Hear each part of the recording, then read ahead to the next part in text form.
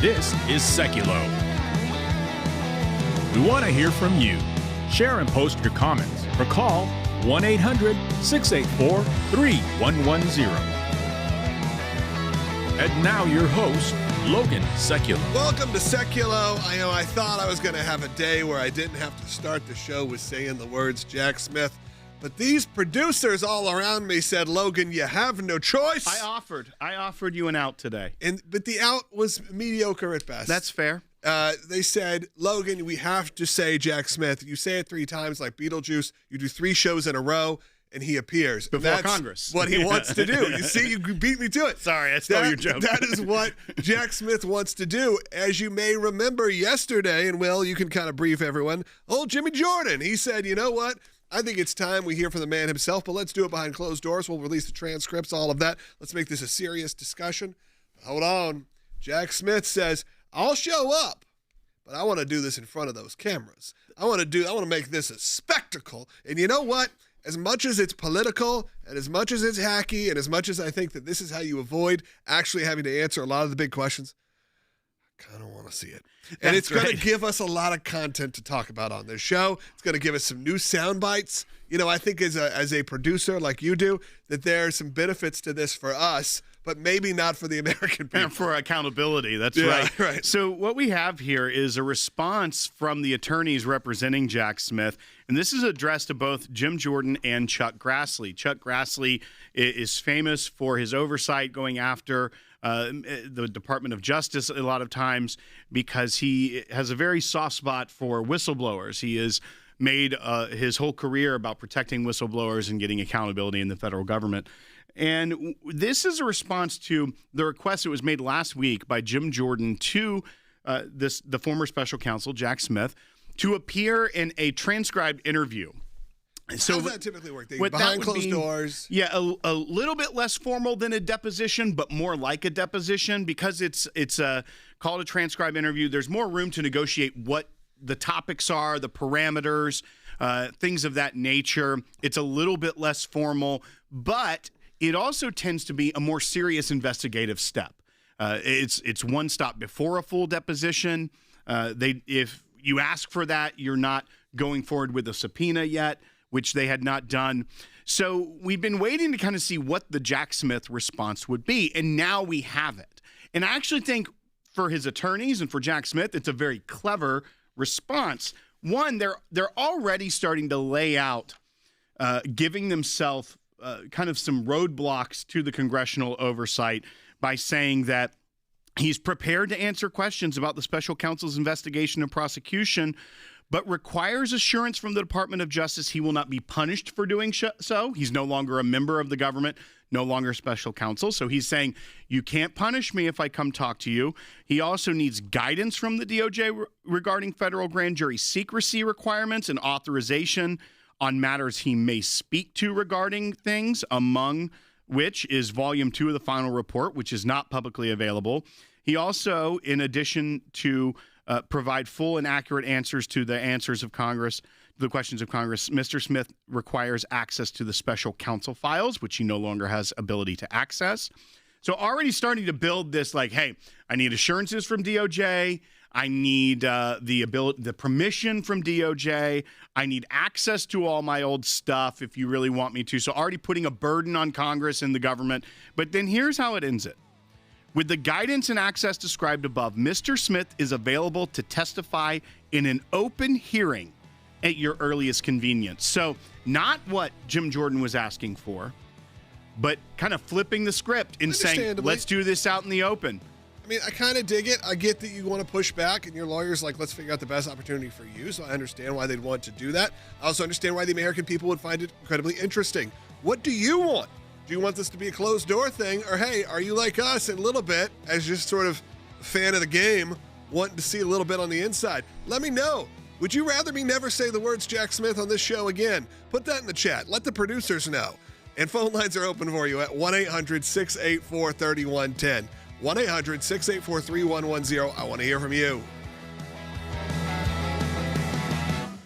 Iowa Senator Chuck Grassley releasing a memo which shows the Department of Justice under then Attorney General Merrick Garland unleashed unchecked government power on associates of President Trump. Grassley posted this on X. Just received this doc from DOJ, proof that Biden Attorney General Merrick Garland plus Deputy Attorney General Lisa Monaco plus FBI Director Chris Wray all personally approved opening Arctic frost. But this all led to what we know now, and that's that Special Counsel Jack Smith surveilled the phones of 8 Republican senators and 1 House member. Now, Smith yesterday asked House and Senate Judiciary Committees that his testimony be public.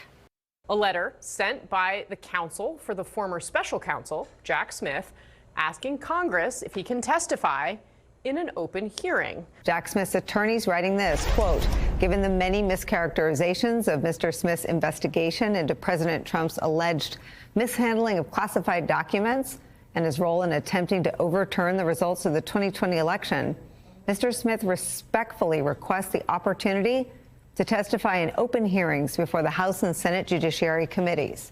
Jack Smith's team added just one caveat, quote, he's prepared to answer questions about the special counsel's investigation and prosecution, but he requires assurance from the Department of Justice that he will not be punished for doing so. We do know that it was a spying mission. It was a violation of our First and Fourth Amendment rights, a violation of the Speech and Debate Clause, the Stored Records Act, and the separation of powers. And of course, we're going to move forward to take steps against him. I sent AG Bondi a letter asking for him, Jack Smith, to be referred to the Office of Professional Conduct over at the DOJ. And we look forward to moving forward with that.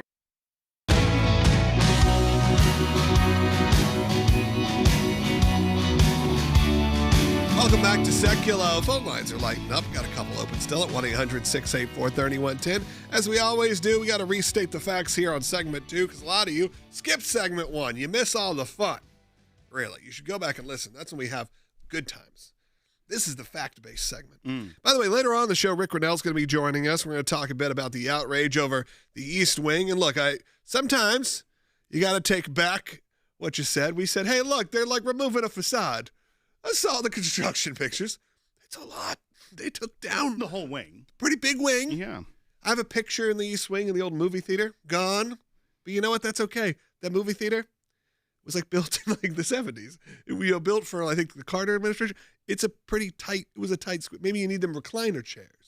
What do they call the Real D? What do they call the? Oh, that 40X? Yeah, that's moves it. around. Yeah. Trump's like, I want to move around. I want the smoke machines. IMAX only. Yeah. Oh, what an IMAX in the, that's why the new wing That's is why so they big. need the ballroom. Yeah. Someone called Jimmy Cameron. Right. All right. For Avatar, I want it done before Avatar 3 because that's why the construction is so fast all of a sudden. He's like, I got to get it done by Christmas. Got to watch that new David movie by Angel Studios. I like that King David. All right, let's go ahead and restate the facts here. Well, that's not what we're talking about for this segment. We're talking about old Jack Smith. And old Jack Smith, you remember yesterday, Jim Jordan said. It wasn't yesterday. It wasn't yesterday? A lot of this runs together for you. That was last week. I politely corrected you in the earlier segment. I think you're wrong. No, I am not wrong. Jim Jordan asked this last week? He did. He indeed did. What did we talk about yesterday? Well, Logan, if you would pay attention, you would know. I don't know. It was yesterday. Yeah. I have a feeling it was the words Jack Smith. Okay? I'm going to We'll figure it out. Well, guess what? There's a permanent archive. So we can find out what it was. Okay. While you're looking up I don't know. We did a video a day ago called Jim Jordan Bombshell Evidence, and that was John Brennan. Jack Smith's shocking attack against Yesterday Ted we talked Cruz. about the shutdown, by the way, just so we're clear. Okay, day before that. Jack Brennan, Smith's shocking not attack against Ted Cruz. That was earlier this week. But we was not aired Jim it. Jordan, though. The Jim Jordan. I'm saying Jack I love Smith. that we're doing this right now. Jack this Smith. is the moment we need to do it. You said yesterday Jim Jordan. That's all I'm going to go. I meant yesterday Jack Smith. All right, here we go. Jack Smith. Who was he? It's hard to remember other than another name we don't care for. Jack Smith. They want him to come up. They want him to testify. They want to do it behind public or behind private closed doors, release the transcripts, all of that, make it very secretive in a good way, though, professional, dark, seedy, but what he wants to do is put it up in front of the cameras, make it all razzle-dazzle, make it a moment, because we know, you know what these politicians do, including these guys, they love the cameras. They do. They need their moment in the sun, because if you get another moment, you get another book. That's how it works. Another book no one reads. But you know what? You get that advance, and that's all they care about. Let's go ahead and actually take a phone call about this, because we have one coming in, and what I wanted to do is inspire you to call in. Tom, you're on the air. Hey, good morning, gentlemen, or good afternoon. Thank you. Let me first say thank you for all that you do trying to expose this criminal behavior, because, frankly, unless you hold these people accountable, they're going to keep doing the same thing over and over again. So as to your question about should this be an open hearing or a closed hearing, this absolutely should be a closed-door hearing with transcripts taken, because the politicians are going to grandstand and showboat and try to obfuscate anything that is uncovered by Jim Jordan and the other Republicans. It's just disgusting what this guy has done. And the rest of the weaponization of the government, they need to be held accountable. Tom, I tend to agree with you. Now, to Logan's point, I like the spectacle. I'd like to see it. I'd like to see it. I'd like to see it. But in reality, and it is part of the thing. Logan, there's a reason people get tired of hearing about Jack Smith. Yeah. Because it's over and over and over again, because we keep seeing more and we know the corruption. But it is, as Tom points out, important to keep telling people about it, especially as new information comes out. And in reality, what Tom is saying is exactly correct. The reason that John Brennan was referred for criminal prosecution by Jim Jordan this week was because of things he said in a transcribed interview. If it were before Congress, where you have members of Congress you've never heard of trying to make a name for themselves, shouting at a witness on the stand, you don't normally get to the substance of stuff. Yeah. You don't get in the nitty-gritty, the timelines, where you find out the real facts. And that's what I think Jim Jordan was wanting to do. We even said that. Yeah. I like that they were not saying, you're coming before Congress in an open hearing and we're going to find out and get to the bottom of this. He was doing real investigative accountability oversight work by calling him in for a transcribed interview. I think it's extremely smart of the attorneys for Jack Smith and Jack Smith himself to ask for this to be an open hearing. Also, he's getting ahead of this by sending it to Chuck Grassley as well, because the request came from Jim Jordan. But he says right at the front, we have received Jim Jordan's October 14th letter and are aware of Chairman Grassley's interest in testimony from our client as well. So already getting ahead of it, trying to show to people that, look, we're willing to talk. We'll do this. We'll even do it in the open. We're not afraid. But in reality, they know what those turn into, and they know that with also this big list of requests, these are the type of things you would negotiate out in that transcribed interview format. Like, hey, here's what we need from DOJ. Here's the assurances we need. But they're putting all that in the open. It's a faux transparency, really to throw people off and be like, look, he's got nothing to hide. If in theory, it worked how it should work. And these events, like you say, don't become just one person being yelled at or being able to really avoid the questions. Yes, in theory, this is the way that it should be done. I believe a lot of this should be transparent in front of the American people. You also don't have to worry about not understanding the tone. You can't be taken really out of context because everyone's heard it. You know what they're saying. It's like, a text message will never be as clear as a phone call. However, it's just simply not what we live in. It's not the reality we live in. So while, yes, the broadcaster in me and the curious American in me wants to see it happen in front of the public, I understand why it shouldn't. However, that should be something we need to look at getting better at as well. Maybe need electing better officials. So in these big hearings, it's not all grandstanding. That things can happen in front of the American people and not turned into everyone gets their minute for their ad later on, for their soundbite that they can put in a commercial to hopefully get reelected. We live in this constant cycle that sadly we have to now fight back against these things happening in public. That sounds ridiculous. It feels like we should be able to say, have all of this out to where the American people can see it. You work for us, it's not the other way around. However, again, that's not the way things are. You have to look at reality. It's like the idea of war. Do I like war? No. Do I wish there was no war? Yes. I wish that we could say that as someone who is nonviolent and would like to push anti-violence, that there should be no war in the world. However, that's not realistic. There is war in the world.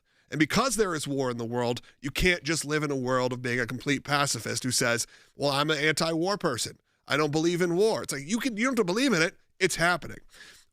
We can get to a better place, but that's going to be a long-term thing. I understand why Jim Jordan wants to have a serious conversation, one that can be also, like you said, somewhat, it's not more casual, it's obviously more serious, but it can be treated a bit more, less combative.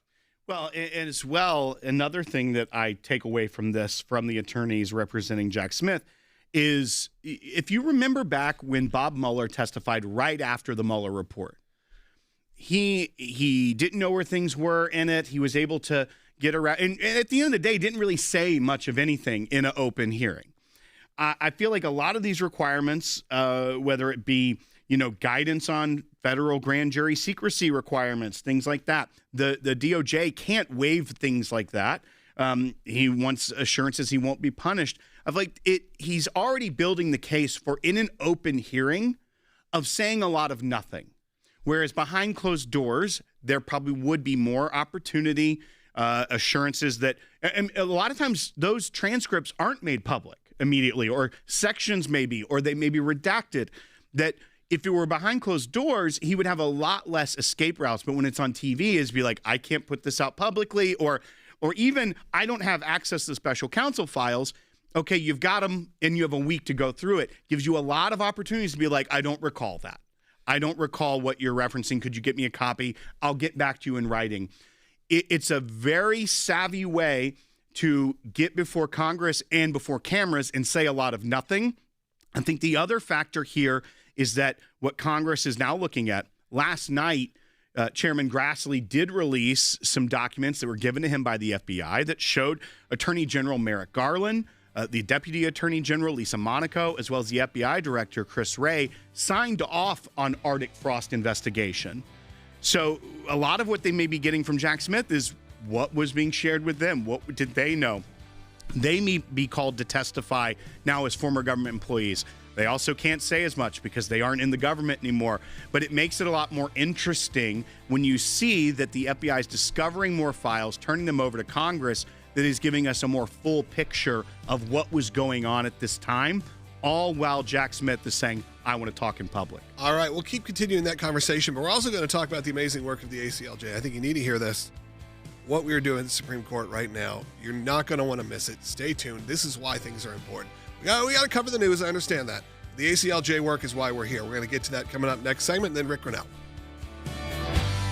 Democrats decided not to reopen the government with a clean continuing resolution. And not even really discuss it, not even have any sort of conversation. So that's what's happening. Of course, the Democrats will say it's Republicans. Republicans will say it's the Democrats. And the Republicans put a point together and said, hey, how about we start paying people, though? That's right. So Senator Ron Johnson is expected to have a vote today on a bill which would pay federal employees that are still having to work, because there are those that are furloughed, that are at 70%. Home, that aren't going to work. But then there are those, you think about the air traffic control, the military, people that still have to show up and are not going to be receiving a paycheck this Friday when payday rolls around. And so he put together a bill that those that are still having to show up should be getting paid for that. The Democrats are trying to frame that as, well, then the president gets to pick who's essential and who's not.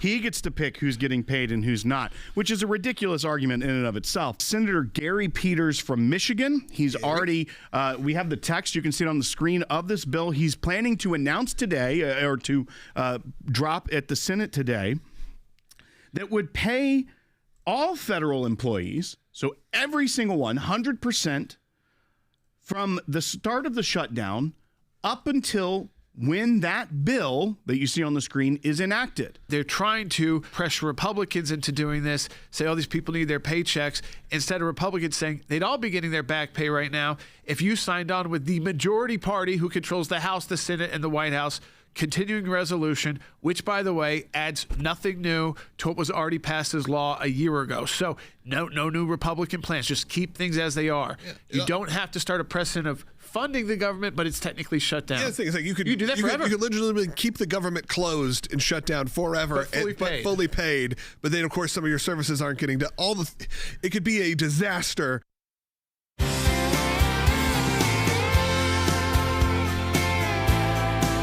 Welcome back to Sekulow. We are going to take a lot of calls coming up in maybe later this segment, definitely in the next segment, because a lot of you called in. We're going to get to that. But I did want to pivot just a moment. The work of the ACLJ continues, and we got to cover the news of the day. We got to talk about what's going on. We know a lot of you tune in. A lot of you brand new people tune in because you want to get the facts from us. Maybe you're watching on the Salem News Channel. Of course, we're going to discuss one of the top topics of the day that at least was within our wheelhouse.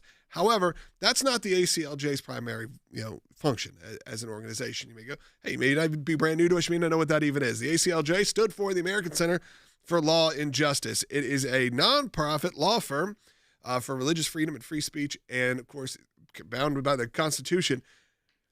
But it was founded by my family. It's been something we've been doing for over 35 years. This year, we've been celebrating 35 years, but even more than that, if you talk about the work before it was officially branded the ACLJ. We've been around for a long time, really representing everyone from you, the individual who maybe has problems in their local school district. Maybe you wanted to celebrate Christmas, or maybe you wanted to start a Bible club in the 80s. The ACLJ was there, or maybe you were the president of the United States. The ACLJ is there, and that's precisely what's going on right now. And I wanted to tell you more about this because also the ACLJ's legal work is at zero cost to the client.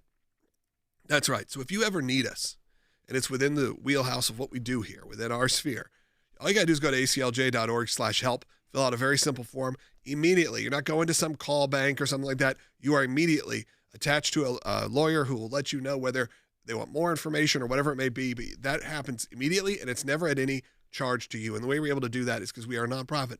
You are able to donate and support this work at aclj.org. That not only supports that part of the organization, our incredible legal work, and some of the best legal minds and youngest, brightest legal minds too. We bring in so many new, great lawyers each and every year. But also our media side, our operation, which includes this show. Every time you've ever seen us post anything that goes on in the world of the ACLJ comes out of this. And all of it is and our work internationally, all because you donate to the ACLJ.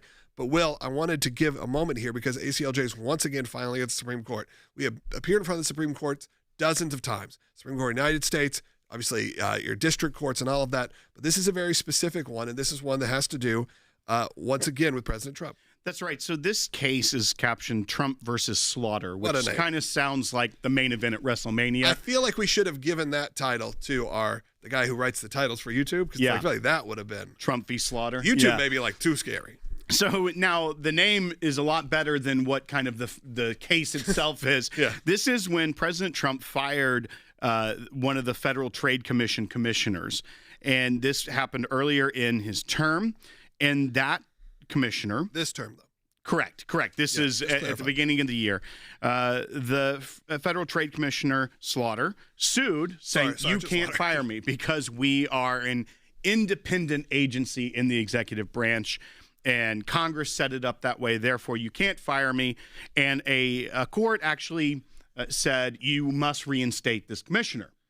The president then took to the Supreme Court, got a stay on that. So this individual has not been reinstated yet while the Supreme Court hears the case. We are filing on the case, the merits of this case. And what we really get into is something that the ACLJ has fought for a long time, and that is preserving the Constitution from the intrusion of the kind of quasi fourth branch of government, the bureaucracy. When Congress has set up all these hurdles for the executive to do their job and faithfully execute the laws of this country, which is in the Constitution, by putting up these things that block the president from being the executive over these agencies, whether it be Federal Trade Commission, the FCC, the Federal Reserve, even the way they say, no, you can't really get too involved, and it actually sparked an entire special counsel investigation of firing the FBI director. The executive branch is the president himself, and all those people report to him. And when Congress tries to put up ways to make independent agencies like the FTC and set this up so that The executive can't be the executive. That's really flying in the face of what the founders wanted.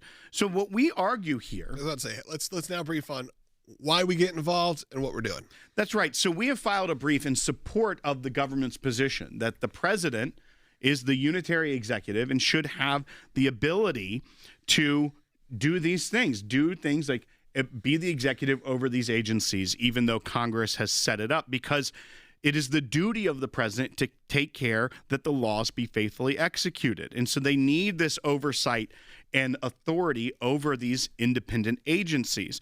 And there was actually a case that we are arguing that would be overturned as a part of this. This was Humphrey's Executor versus the United States from 1935, which permitted Congress to shield federal trade commissioners from removal by the president. So it would be very much a precedent-setting case by reversing something that was decided in 1935 by the Supreme Court when the Federal Trade Commission was completely different than it is now, before the bureaucracy was so bloated, before they had all this rulemaking process and investigatory power that is shielded from oversight of the executive, the president himself, that we are wanting it to be a way forward so that there is not this fourth branch of government. This is what even the book Undemocratic that your dad wrote years ago, this has been a long fight for the ACLJ to preserve the co-equal three branches of government in our Constitution and push back on the deep state, the fourth branch of government, this quasi-bureaucratic state that has so much power to investigate people, to ruin lives, to regulate, to create law through the rulemaking process outside of congressional legislation. That's why this is so important. So you may hear Federal Trade Commission, like, I don't even really know, what does it even do? You know, what is that really? Do I really care? It's not so much about this individual being removed as it is about the preservation of the original intent of the Constitution itself, to strengthen the three branches of government that are co-equal branches and to push back, as we have for decades here at the ACLJ, against a bureaucratic state that is able to operate outside the framework of the U.S. Constitution. That's right. The ACLJ is always involved in these kind of cases, as well as, look, that's a big and broad one. Always important to have our team on these. But remember that we're also available to the individual who's there at absolutely no cost. So again, if you're one of those people, this may be something that doesn't directly impact you on the most personal level. Of course, there is the constitutionality side. Of course, that affects everyone. But maybe there is something that affects you as well. That's why we have such a broad group of legal minds here. We have senior attorneys that have been with us for decades. We have advisors that have been with us for even longer, people that are with us and they've retired and they've gone on to still help us. But then we have a brand new group of lawyers who maybe just graduated law school, who we've been able to select, some of the brightest minds. And we're only able to do that because people like you support. And as we head into the end of this first half hour, I want to give you an opportunity to support the work of the ACLJ as we head into this back quarter of the year, when we are about to hit our the most impactful months, which will be November and December. There's still time to give, though, right here in October. Do it today. And when you do it today, I'll make sure that we know, we earmark, hey, that donor that came in today during the broadcast, that is because they believe in the legal work, they believe in the media work, the whole encompassing vision of the ACLJ. Whether we're doing work here in Washington, D.C., Nashville, Tennessee, or around the world. Remember, we have offices. We have the European Center for Law and Justice, funded by the ACLJ. We have ACLJ Jerusalem, funded by the ACLJ. When I mean funded by the ACLJ, I mean funded by you. People that give on a small level often, $50, $70, $10. All of it matters. No big sponsors, no corporate overlords, just you. We're back with the second half hour coming up on aclj.org, YouTube, or however you get your podcasts. The fight for life is happening right now in Missouri, and the ACLJ is on the front lines. We are standing against Planned Parenthood and the ACLU. Planned Parenthood has launched an all-out assault in Missouri, claiming that Missouri's Constitutional Amendment 3 gives them an unchecked right to an abortion. That includes basic health and safety regulations, requiring doctors to have licenses to perform abortions, and any regulation in dispensing chemical abortion pills. That's why the Missouri Attorney General called on the ACLJ. We have sent and are sending more attorneys as boots on the ground, defending Missouri's life-saving laws against Planned Parenthood's radical interpretation of a constitutional amendment. Missouri's fight matters for your state too. What happens here could set the tone across the entire country. Join us in this critical battle. Sign our petition of Missouri's defense of life at aclj.org. Because together we must stand and fight for life. Keeping you informed and engaged, now more than ever. This is Sekulow. And now your host, Logan Sekulow. Second half hour of Sekulow coming up. If you don't get us live, by the way, and you're listening to this later on archive, join us live each and every day, 12 to 1 p.m. Eastern Time, Monday through Friday. We're live on aclj.org, YouTube, Rumble, Facebook, however it is. But on YouTube and Rumble, I know the conversations kind of break out. People have their own breakout conversations in the chat. It's always fun. I'm a part of them. I'm always watching what people are saying in the chat because I like to know if it kind of refers back to what we're talking about. If you guys like what we're talking about, it's a great bellwether for us. It's a great way to even just like check on, hey, is this something that's important to you? Is this Jack Smith situation? I'd say the numbers always say that it is. Is it important to you? What do you think? Put it in the chat if you're watching right now. Of course, you can call in. We're going to take some phone calls. Might as well take some phone calls right up the top because the next segment, we're going to be joined by Rick Grinnell as well. And there's an ACLJ champion who's been on hold for a while, which is not usually the case. If you're an ACLJ champion, someone that gives on a monthly basis, your first step, I put you to the top of the list. Just my rule. It's not anything in like no official paperwork that says that. I just like it as a little perk. But Martin's been on hold for 20 minutes, still the first person on the show. Martin, go ahead.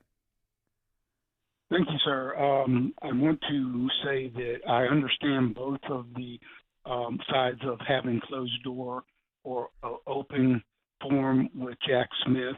I think that the committee can be more savvy than he is, but the thing I think that we need to think about is driving home the point of where the real constitutional crisis is coming from.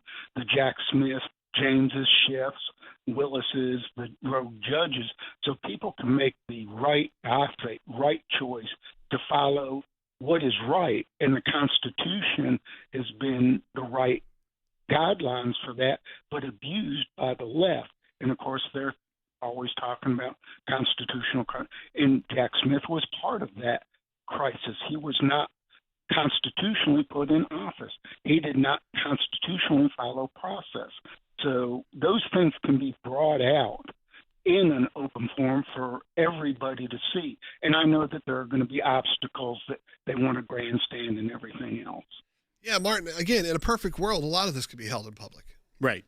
Well, and when you also think that there's also a difference in the way the House hearings run and the Senate hearings, a lot of times the Senate hearings are a little bit more tailored and serious. Yes, they are still looking for their moments and they pop, but there are a lot more members of the House. These committees are larger, and a lot more members that are firebrands that really want to get up there and just make a show of it. But I agree with you. I think there is benefit to public hearings. I think that there is benefit to sunlight on the process. I do have concerns, though, if this is the end of it, do it in public. If they are genuinely looking for accountability, I think have the hearing behind closed doors and get that out there. Maybe do both. They can do both. They can do a portion before the committee in open session, and then they can take it for further interview behind closed doors. So I think that maybe that could be a way forward because it is something the American people are interested in. And Martin even brought up the process. I mean, it was Justice Clarence Thomas that brought up in a brief, in one of the concurring opinions on a brief, an opinion from the Supreme Court, that it was even questionable whether or not that Jack Smith and the Office of Special Counsel is constitutional. So there are a lot of questions around this, and Congress can make adjustments in legislation in their oversight to even go beyond these individuals to make sure this never happens again. And I think that's just as important as accountability if there was malfeasance and criminality that may have arisen out of some of these investigations. I think Martin's very on point with that yes, accountability isn't just with these people. It is also with the entire process as well. All right, hey, phone lines are still open for you. In the next segment, we're joined by Rick Grinnell. We may take a call or two. But in the end, Last segment of the show, I take as many calls as I can, so get on hold, get online. We'll do our best to get to all of you today at 1-800-684-3110. In the next segment, we're going to talk about the outrage. What's the big outrage? Of course, the remodeling of the White House. I'm sure you're losing a lot of sleep over it, but it feels like the left is. They're just sitting up there and they're going, I can't believe they took down a piece of plywood and now... It was our East Wing. Yeah. It was the This is your people's house. East Wing. Be right back. The big issues in the most recent election that President Trump won were the economy and immigration, not ballroom construction. The ballroom, first of which will probably be several questions about this, I imagine. Is it a big story? It seems that way. In July, the White House said that it would cost $200 million. Yesterday, the president said $300 million. Is $300 million now the operative figure, and why did it go up by so much? Is there like an official name? Like, are we calling it the Trump Ballroom? Is the president looking at any other renovations or significant kind of projects here at the White House? The most charged Democratic rhetoric this week isn't about reopening the shutdown government. It is about this privately funded ballroom. All of the banging, the jackhammering, the dust, the confusion, the noise of all places to do construction is happening right here, the front lawn of the White House. It's a 4-year renovation project. Estimated cost, $376 million. That's a CNN report from 2010. Barack Obama doing a renovation nobody asked for even more than President Trump, $376 million. He's found time to demolish the east wing of the White House so that he can build a ballroom where he can be celebrated as if he was a king. People's House is basically being sold to the highest bidder. Donald Trump is literally destroying the People's House. All donor money and money that we put up, we've raised, it's going to cost right in the neighborhood of $300 million. How much specifically are you donating to it personally? How much am I donating? I won't be able to tell you until I finish, but... As a person who's been by his side as he's designed this and had been part of that process, because it's what I do every day, and there's no one better at this stuff than I am and than Donald Trump, I'm telling you, this is going to be one of the most magnificent structures ever built.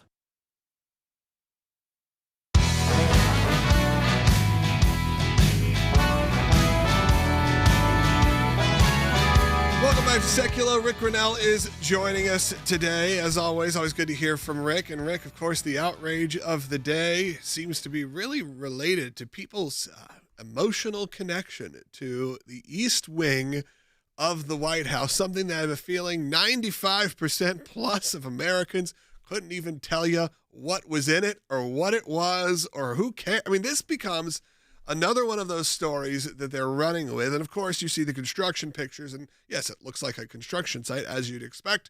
And people start throwing out allegations. I had some of my friends who post, I've worked on these kind of renovations before. How is he able to get it done so fast? What is it? All of these theories start happening, Rick, and I'm sure you're sitting there and you're just as upset about a building of a ballroom. It's what's keeping you up all night. Look, I could take some of this criticism more seriously if it wasn't from the people that are outraged about everything. Right. It doesn't matter what it is. It's like a different 6 hours. Every 6 hours, they have a new outrage. And so I kind of get over it. I see my friends on Facebook and I see my friends on Twitter. You know, it's the same people who are outraged about this and then they're upset about that. And so I kind of dismiss it. What I think is being lost here is that you do demolish when you rebuild. And I don't see a single person saying that Donald Trump doesn't build beautiful things. I see people just saying, why is this being torn down? It seems extremely limited. This is next point that I'm going to make is extremely inside baseball, Logan, but it's very important point. The White House has very limited capacity to do big events. It's a small space. If you've ever even seen the White House, most people look at it and go, that's it? Wow, that's really small. And so it's needed for a long time. I've been around since the George W. Bush days, and there's very limited capacity to be able to go to the White House for a big event. And President Trump has done two things to try to improve that. try to improve so that there's more space for people to attend and more people get to experience the White House. Two things. One, the Rose Garden, I'm sorry to tell everybody who's complaining about it, was unusable because it was grassy swamp wet. What President Trump did is literally be able to use it, and it's now a patio because he put very beautiful marble and pavers down. And so now women can walk on it. Women who had high heel shoes couldn't even go in the Rose Garden area because their shoes would sink into the grass. And so therefore it wasn't even really used that often. Now you can use the Rose Garden. The second part is there's a space on where the East Wing lobby part was that is now going to be expanded quite a bit. And you're going to be able to have this huge ballroom. That's going to be fantastic so that more people can come and do dinners or events and more groups can participate. This is really, truly going to be greater accessibility for the people of America to try to get more people into the White House. I'm glad you brought it up, and I felt that way too, as someone who has spent a little bit of time, not near as much as you, but same thing, started going to the White House during the George W. Bush administration, later on was there, obviously during the Trump administration. The idea of it, the visual of it, and again, it's inside baseball and it feels very elitist when you talk about it, but you're right. I mean, these events have been to Christmas parties where the room that you go and meet the president in, the photo line, if you will, smaller than this studio that I'm sitting in right now, and uncomfortable and maybe dangerous, just in general, just because the way they have it formatted. The hallways were crammed. They were putting tables in hallways because you couldn't have people where it is. I know it sounds a ridiculous thing that we're sitting here, me and you, having to sit here and defend a ballroom, because in general, of the problems that America faces, it's the least. But you are right in the sense that now, if you want to say it's the people's house, you will actually have an opportunity, potentially, like you said, to have a much larger amount of people to have that access, and of course, a comfortable environment more fit for the United States of America. Well, this is kind of a contrast because there's unlikely voice of reason in this whole debate. And this was a tweet that came out yesterday. This was from Sean King, who never thought I would be showing a tweet in a positive light or quoting, but he of BLM fame in the whole that era says, I actually think it's a great idea to build a big ballroom on the White House grounds. It's virtually impossible to hold events of any size there, and they're always wasting millions on tents and heaters and chairs and lights and everything else. Stop acting like you have some emotional attachment to the East Wing. You don't. So voice of reason coming from not a place I'd expect, agreeing with Rick Grenell, but then you have the minority leader of the House of Representatives, Hakeem Jeffries, going on the media, on MSNBC, saying this about it, bite one. More likely, this is part of what Donald Trump has been doing since day one of his presidency, running the largest pay-to-play scheme in the history of the country, and probably soliciting donations from people who've got business before the United States government. And all of this is going to have to be investigated. It will. All of this will have to be uncovered. It will.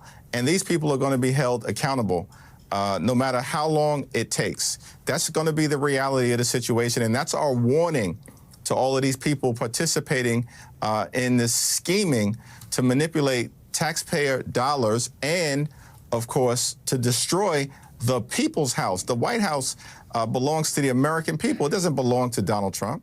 Rick, what bizarro world are we in where Sean King is the voice of reason and Hakeem Jeffries is basically threatening investigations and the inference there, holding accountable if he were to become the next Speaker of the House, maybe an impeachment over a scheme.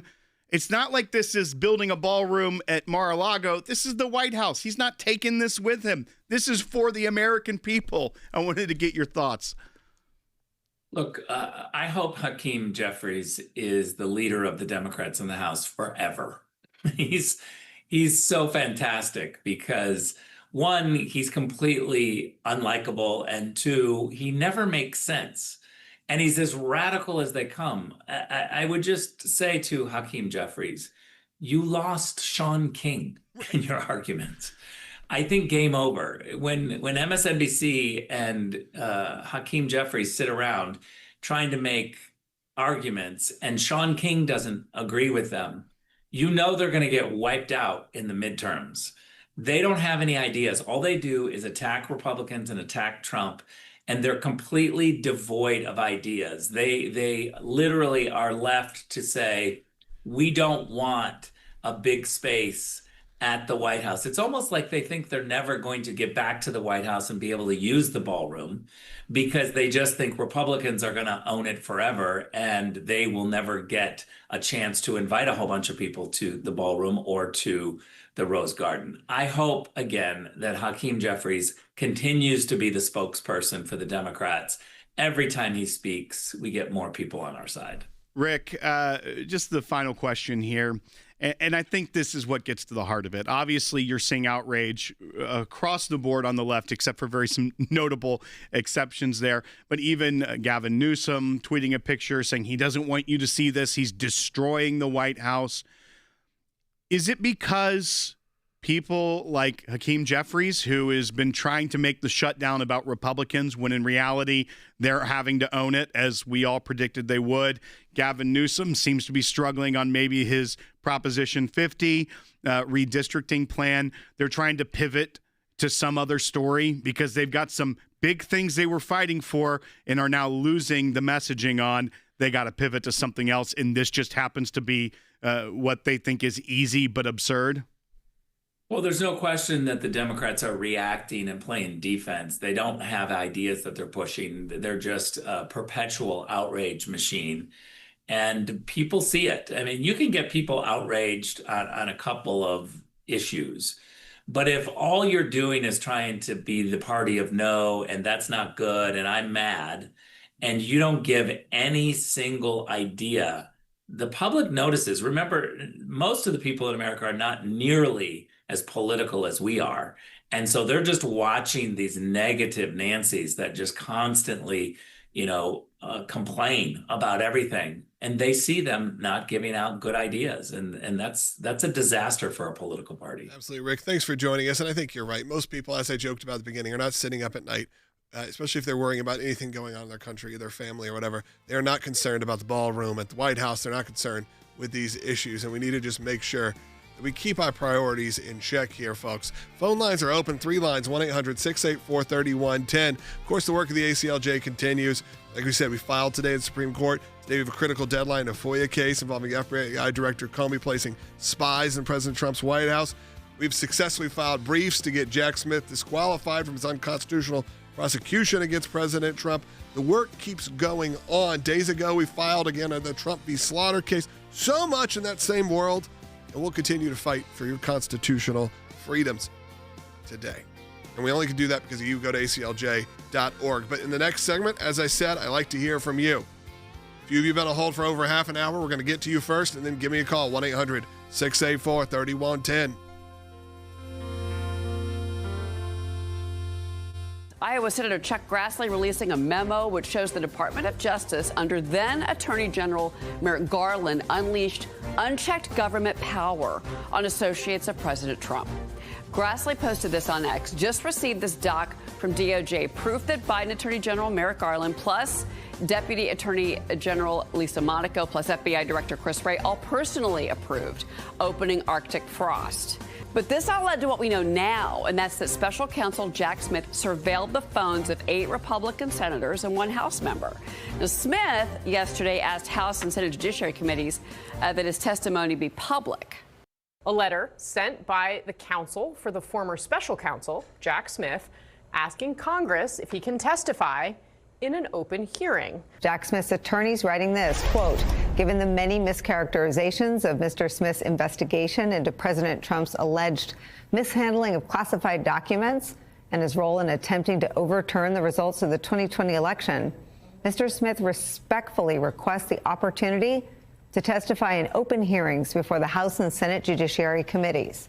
Jack Smith's team added just one caveat, quote, he's prepared to answer questions about the special counsel's investigation and prosecution, but he requires assurance from the Department of Justice that he will not be punished for doing so. We do know that it was a spying mission. It was a violation of our First and Fourth Amendment rights, a violation of the Speech and Debate Clause, the Stored Records Act, and the separation of powers. And of course, we're going to move forward to take steps against him. I sent AG Bondi a letter asking for him, Jack Smith, to be referred to the Office of Professional Conduct over at the DOJ. And we look forward to moving forward with that. Welcome back to Sekulow. Time to hear from the most important voice in the room. Of course, that's you. We got two lines open, 1-800-684-3110. Let's go to William in Nevada, watching on YouTube. Been on hold for a long time, William. And the rest of you have been on hold too for a while. We're going to get to you. William, go ahead. Okay, thank you, guys. My question is, do you think Jack Smith would be pleading the fifth more in a open or closed forum hearing? Would either one be more advantageous over the other as far as being an open or closed hearing and him using the Fifth Amendment?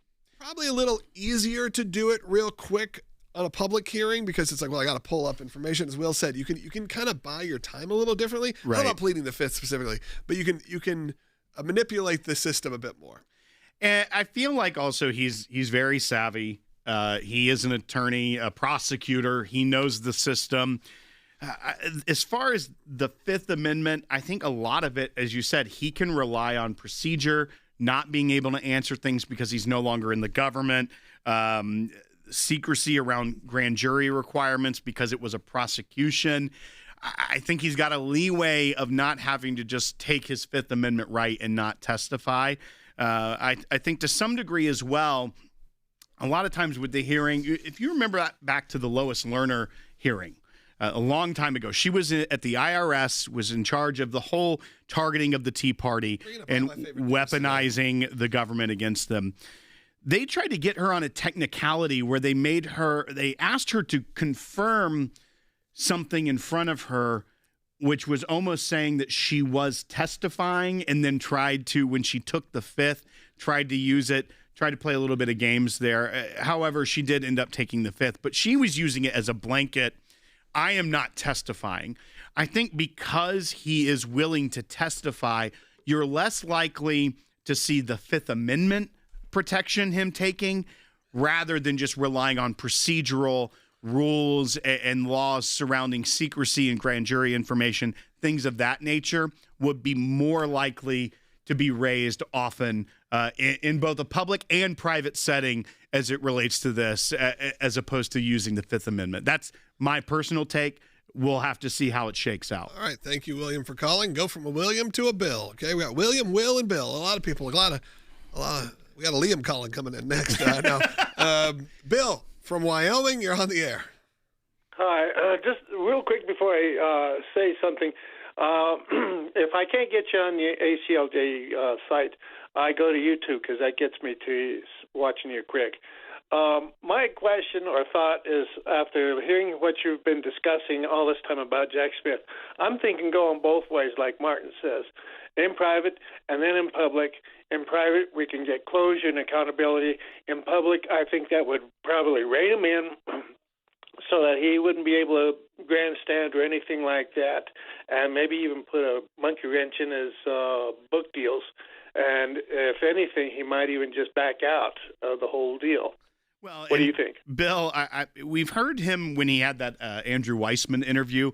He's not the most compelling guy as far as like tone. He doesn't seem like someone that wants to grandstand. Scary looking. I mean, the guy spent a lot of time at The Hague, so very dystopian. Can't trust a man in a beard. That's what I hear in the comments.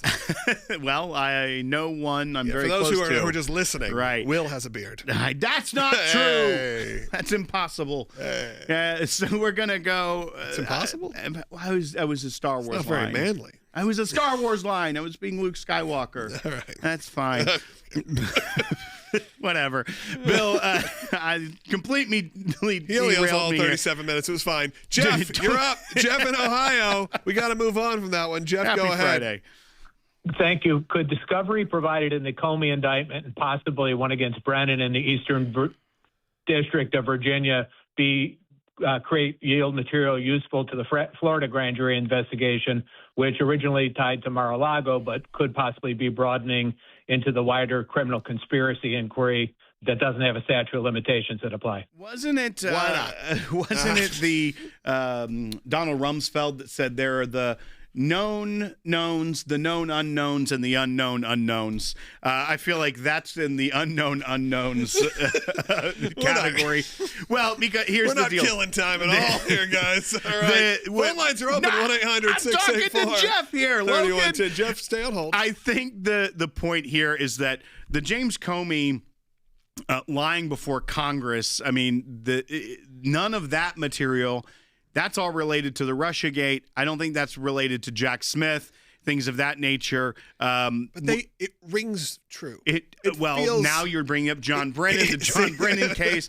Once again, that's just a criminal referral at this point. We don't know whether or not a grand jury has been impaneled or what investigative steps the Department of Justice have done there. So that's where I got back to my unknown unknowns, Logan. We don't know what would come out in discovery when it comes to those cases. However, I feel like the James Comey one is removed enough because it was about leaking. That's what that indictment is about. It's actually about lying to Congress about leaking. So I don't know how much would come out of that. But stranger things have happened, as you've said many times before, Logan. To quote Operation Ivy, all I know is that I don't know. All I know is that I don't know nothing. There you go. So, I think that's to me the version of what that quote is. You said. Who said the quote? Donald Rumsfeld. Rumsfeld. See, I go more Tim Armstrong. That's who I would quote if I was going to quote that. Michael in Florida, you're on the air. We may have time for another call. 1-800-684-3110. Michael, go ahead. Gentlemen, when it comes to our beloved brothers and sisters in the Democratic Party, how sadly overused is that bullseye on the wall which says bang head here? Yeah, I mean, look, I find a lot of these political moments ridiculous. Not to say the Republicans don't do similar things when the Democrats are in office, but the outrage of whether it's this situation, of course, it's going on, Jack Smith wanting to make this more of a public spectacle, or really, when you go back to that ballroom situation, that is where I don't understand. I understand that. No, I don't. I don't understand how you have this emotional attachment to something you've never even heard of, knew it was there, ever experienced, been a part of. If they were tearing down the entire White House, sure, I'd have a concern with maybe the main house. There are certain things that have historical significance, and you want to make sure you retain that. But when you're talking about building something that's necessary, if this was done under Obama, much like the basketball court, did anyone care? No. If that's what the president wants, that's what he can have. The ballroom, like I said, it's not just going to service just the current president of the United States. It's going to help us all out in the future, Democrats and Republicans. And at the end of the day, we're really going to spend our time arguing about building a ballroom that is being funded, by the way, by major supporters, not by your own taxpayer dollars. Well, and to Michael's point as well, when you look at the cycle of the political fundraising that you're seeing, when it came to just a few weeks back when they were releasing quarterly fundraising numbers, the RNC had about $80 million cash on hand compared to the DNC's $15 million cash on hand. That's where people are responding to your messaging. $80 million compared to $15 million. That shows you what Michael's saying is that they are trying over and over again to find a foothold with their base that will get them to fund their candidacies as we go into a midterm year. And they haven't found that messaging yet. So, yeah, are they going to try the ballroom now? Because they tried the shutdown. They're starting to lose the messaging on that. They thought they had it there. Not working. Next is the ballroom. Maybe they're going to try to impeach him over bettering the White House. We'll see what they come up with next. But thus far, they have not found something that is taking hold with the American people. That's going to do it for the week. Thanks for tuning in. Always watch, subscribe, do everything you can to get engaged with the work of the ACLJ. And if you can, support us at aclj.org. No, we really appreciate it. Talk to you next week.